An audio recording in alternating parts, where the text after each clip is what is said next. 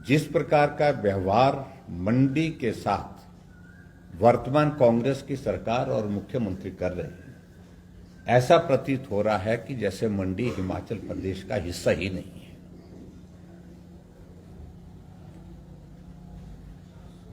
मैं इस बात को समझ सकता हूं कि उनके लिए परेशानी का सबब यह है कि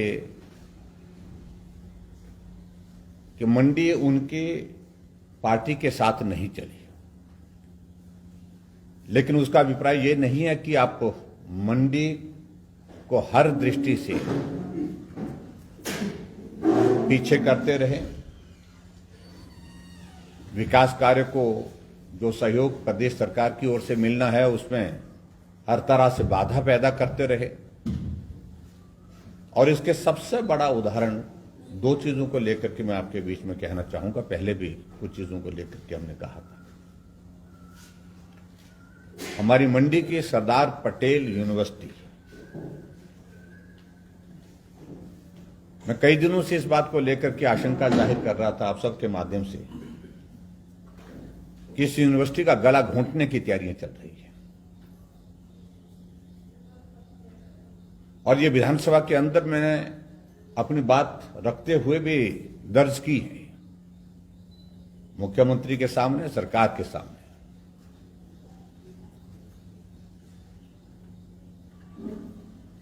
बहुत सारी चीजें इस प्रकार से करने की कोशिश की। पहले तो इसको बदनाम किया जाए और बदनाम करने के बाद ऐसी परिस्थिति पैदा कर दी जाए ताकि लोगों के बीच में इस तरह का भ्रम पैदा हो, लोग भी इस पर चर्चा करना शुरू कर दें।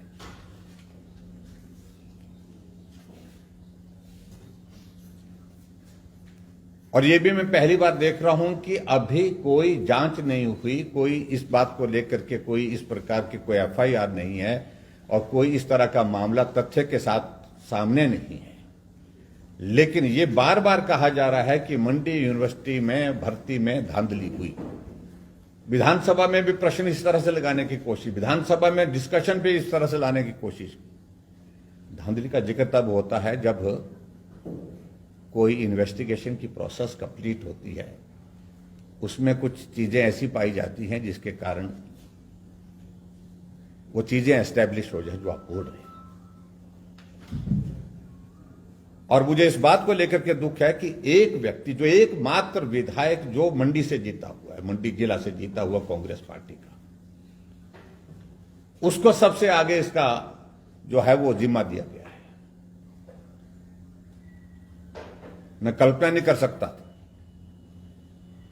कि मंडी का चुना हुआ, मंडी जिला के अंतर्गत चुना हुआ विधायक, उस दल का जिसकी सरकार है, वो इस यूनिवर्सिटी के पीछे इस प्रकार से पड़ा हुआ है। इन्वेस्टिगेशन की प्रोसेस, हमने कहा एफआईआर दर्ज करो, अगर मामले सारे इस तरह से लगते हैं आपको कि इसमें गड़बड़ हुआ तो कार्रवाई करिए। लेकिन विचित्र परिस्थिति तब सामने आई जब विधानसभा का सत्र समाप्त हुआ 6 तारीख को, और 6 तारीख को सत्र समाप्त होने के बाद एग्जीक्यूटिव काउंसिल की यूनिवर्सिटी की बैठक शिमला में शुरू हुई। और एग्जीक्यूटिव काउंसिल की बैठक में, जैसे मैंने पहले भी बताया था, एक तो जितने भी हमारे जो इस यूनिवर्सिटी को फंक्शनल करने के लिए जो स्टाफ लगाया गया था यहां पर, वो सारा उनका डेपुटेशन कैंसिल कर दिया, उनको वापस बुला लिया गया। लेकिन अंत में 2 vice chancellor, pro vice chancellor जो बचे थे, उनकी छुट्टियां रद्द कर दी गई। यानी कि दोनों को हटाने का एग्जीक्यूटिव काउंसिल की बैठक में निर्णय लिया गया। अब जब इस सारी बात को लेकर के वहां ईसी की बैठक में, क्योंकि रेगुलर आइटम नहीं थी, जब रेगुलर आइटम नहीं थी और स्पॉट पर आइटम लाई गई, और उसके बाद वहां पर जो मेंबर ईसी के जो 2 विधायक चुन करके वहां पर भेजे होते हैं, वन मिस्टर जनार्था, एक आपके सरका घाट वाले विधायक, इन लोगों ने इस बात को लेकर के इंसिस्ट किया कि इन दोनों को हटा दिया जाए। और आज की परिस्थिति यह है कि ये यूनिवर्सिटी हेडलेस हो गई, यानी कि कोई भी इसमें इस प्रकार का जो है वो कोई भी प्रोफेसर के पद पर यहां पर अब आज की तारीख में अब कार्यरत नहीं रहा है। 35,000 स्टूडेंट्स के exam BA first year, BSc first year, BCom first year के 17 तारीख से शुरू हो रहे हैं, 17 अप्रैल, और यूनिवर्सिटी हेडलेस बना दी गई है। और यह भी मैं कहना चाह रहा हूं कि इस यूनिवर्सिटी के अंतर्गत 5 डिस्ट्रिक्ट और 126 डिग्री कॉलेज एफिलिएट किए गए हैं।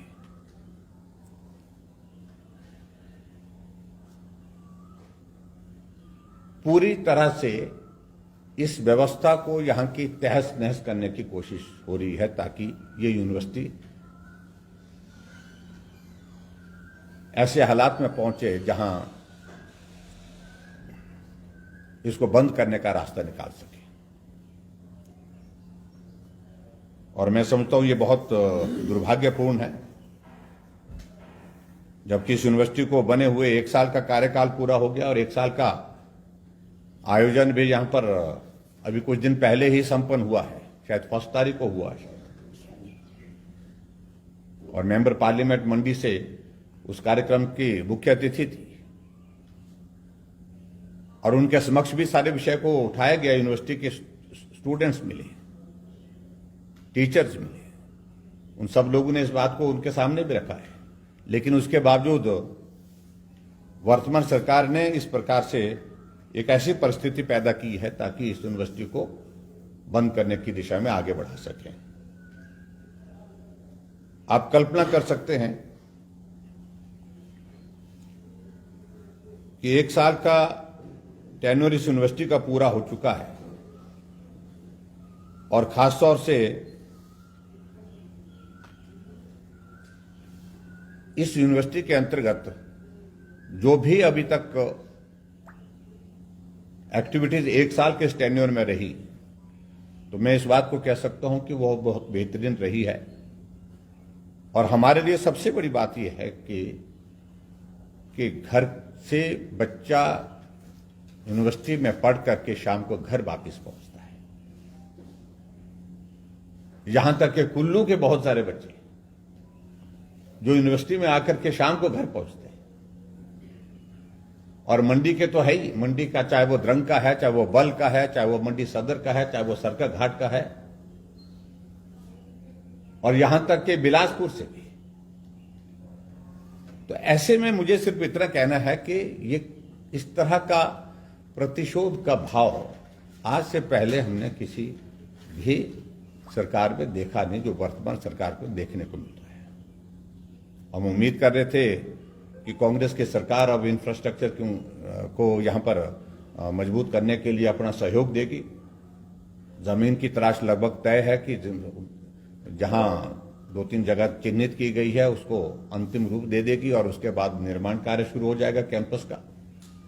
और यहां उल्टा, जहां यूनिवर्सिटी का कैंपस बनाने की बात तो बात की रही, लेकिन एट प्रेजेंट जो यूनिवर्सिटी का जो एग्जिस्टिंग जो हमारा इंफ्रास्ट्रक्चर है और उसके साथ स्टाफ का हमारा जो यहां पर स्ट्रेंथ जो सैंक्शन की है, तो उस सारी चीज को अभी बंद करने की स्थिति में हालात पैदा कर रहे हैं।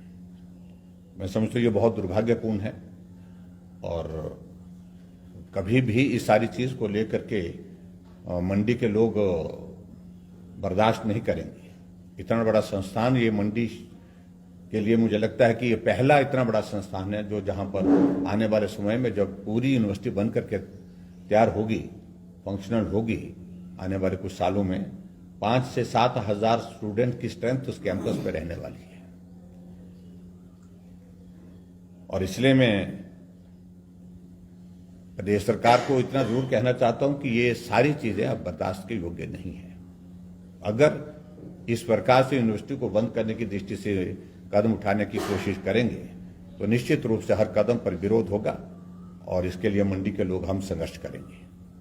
लाइफ टाइम्स टीवी लेकर आ रही है जूनियर डांसर्स के लिए शानदार मंच, हिमाचल डांस चैंपियनशिप 16 साल तक के डांसर्स के लिए चमकने का सुनहरा मौका।